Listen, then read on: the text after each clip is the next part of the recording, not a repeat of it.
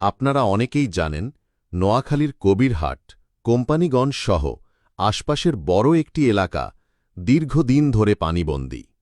আমি আগেও আপনাদের দেখিয়েছি, এটা শুধুমাত্র প্রাকৃতিক বন্যা নয়, বরং মানবসৃষ্ট এক বিপর্যয়। দিন যায়, সপ্তাহ যায়, কিন্তু পানি নামছে না। মানুষের দুর্ভোগ যেন শেষ হচ্ছে না। আজ আবার গেলাম সেই রিকশাওয়ালার দোকান সংলগ্ন বাঁধের কাছে। দেখতে পেলাম নতুন করে বেশ কিছু পাইপ বসানো হয়েছে।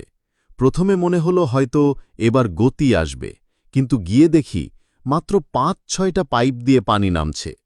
প্রশাসনের অসহায়ত্ব চোখে পড়ে গেল, কারণ যে কয়েকটি পাইপ দিয়ে পানি যাচ্ছে তার স্রোতেই ইতিমধ্যে ভাঙন সৃষ্টি হয়েছে।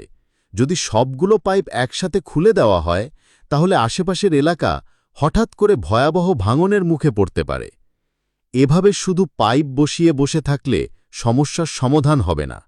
এই জলাবদ্ধতা দিনে দিনে আরও গভীর হচ্ছে। কবিরহাট উপজেলার অনেক বাড়ি, রাস্তাঘাট আজও পানির নিচে।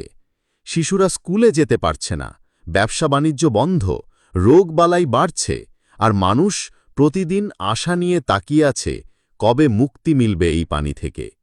আমরা অস্থায়ী সমাধান চাই না, আমাদের দরকার স্থায়ী সমাধান। অবিলম্বে নোয়াখালী খাল পুনঃখনন শুরু করতে হবে। যারা অবৈধভাবে খাল দখল করে মৎস্য খামার বা নানা প্রকল্প করেছে তাদের উচ্ছেদ করতে হবে। খালকে তার নিজস্ব গতিপথে ফিরিয়ে দিতে হবে, যাতে বর্ষায় পানি সহজে প্রবাহিত হয় এবং জলাবদ্ধতা না হয়। এগুলো শুধু প্রশাসনিক দায়িত্ব নয়, এগুলো আমাদের বেঁচে থাকার শর্ত। আমরা এই পাইপ নির্ভর অবস্থা মেনে নিতে পারি না, কারণ প্রতিটি দিনের দেরি মানে মানুষ আরও বিপদে পড়ছে।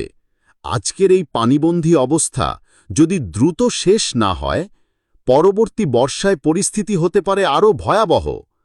তাই আমরা নোয়াখালীর মানুষের পক্ষ থেকে বলছি, উপহাস নয়, লোক দেখানো পদক্ষেপ নয়, আমরা চাই কার্যকর স্থায়ী সমাধান।